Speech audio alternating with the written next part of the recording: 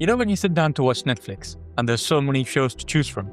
You sit down for 5 minutes, you sit down for 10 minutes, 15, I still can't choose. But there's so many shows. There's so many options to choose from, we still can't choose one. And that is called the choice paradox. There's actually a famous study for this. It was done by a person called Sheena and Mark.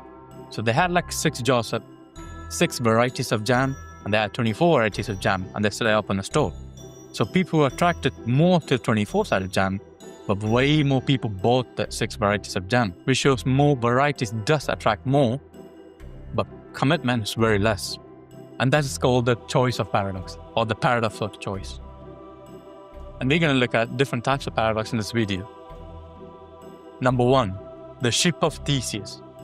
This paradox says, if you replace every part of an object, is it still the same product after all that time? So let's say you have this phone. You change the cameras, batteries, screen, you change everything. And after a certain time, is it still the old phone you had?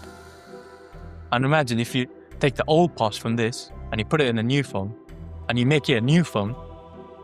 So is the new one your old phone or is the current one your new phone? So this paradox questions identity. What makes something itself? But for humans, we can say you have a soul. You can change my face, race, skin.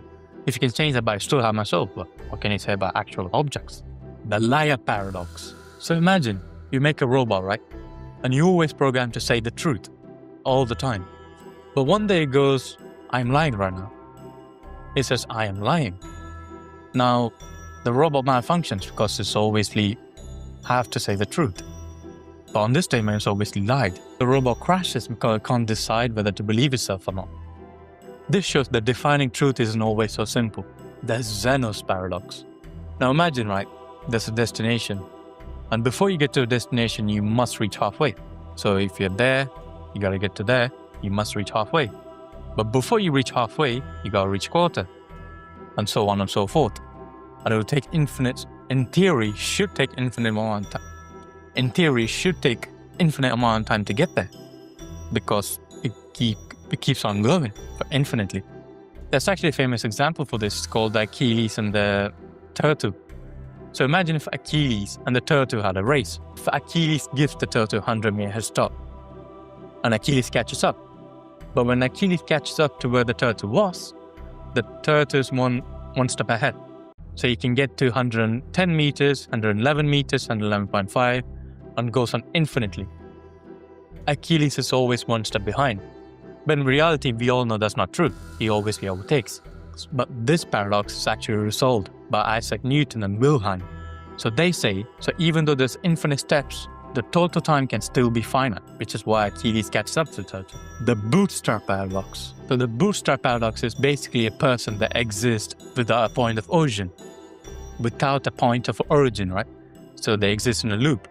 So there's actually a famous example for this if you watch Ben 10, and there's actually an example in Pokemon as well. So on the show Ben 10, Ben goes back in time, makes sure the Omnitrix chooses him, and the kid grows up and he does the same thing, and they keep going in a loop forever and ever.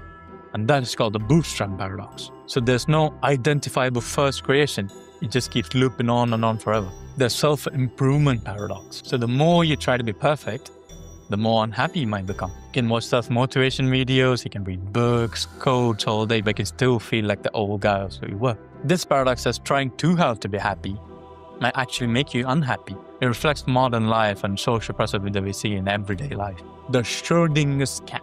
I hope I said that right. So this paradox says there's something in a box that is alive and dead at the same time. So imagine there's a cat in a box. It's alive and dead at the same time until you open it. So until the object is opened, it can exist at both states. This is actually called the observer effect.